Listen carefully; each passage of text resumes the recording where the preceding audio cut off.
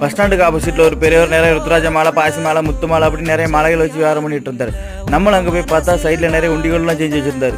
சரி, இந்த உண்டிகளை பார்த்தோன்னா நமக்கு சிறு வயது ஞாபகங்கள்லாம் வந்துச்சு. இந்த உண்டிகளை எடுத்துகிட்டு நம்ம ஃப்ரெண்ட்ஸுங்க கூட எவ்வளோ தூரம் சுற்றணும்னு நினச்சி பார்த்துட்டு அப்படியே இந்த தாத்தா கிட்டே இந்த பாயசோட ரேட்லாம் என்னென்னு கேட்டோம். அது தாத்தா வந்து கையில் ஒரு பாசியாக எடுத்து நம்மளோட ரேட்லாம் சொல்லிக்கிட்டே இருந்தார். நம்மளும் இந்த வெள்ளை கலர் முத்து மாலையில் ஒன்று எடுங்கன்னு சொல்லி கேட்டோம். அவரும் அதிலிருந்து ஒன்று எடுத்து நம்ம கையில் தந்தார். இதுக்கு எவ்வளோ ரேட்டுன்னு கேட்டால், இந்த முத்து மாலைக்கு நீ காசு தரான்டா, நீ பார்க்குறதுக்கு என் பேர மாதிரியே இருக்குன்னு சொல்லிட்டாரு. நம்மளும் அந்த மாலையை வாங்கி பார்த்துக்கிட்டு திரும்பி அவர்கிட்டே கொடுத்துட்டோம். தாத்தா உங்கள் அன்புக்கு காசு இல்லாட்டாலும் உங்கள் உழைப்புக்கு காசு தரேன்னு சொல்லிட்டு அப்படியே அந்த மாலையை அவர் கையில் கொடுத்தோம். சரின்னு அந்த பெரியவர் அவர் வச்சிடக்கூடிய மலைகளை ஒன்று ஒன்றா எடுத்து நம்மகிட்ட காட்டினார்.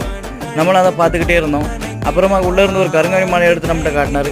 இதுமாரி 200 தான், இந்த மாலை நல்லாயிருக்கும், உடம்புக்கு நல்லா குளிர்ச்சி தரும்னு சொல்லி நம்மகிட்ட காட்டினார்.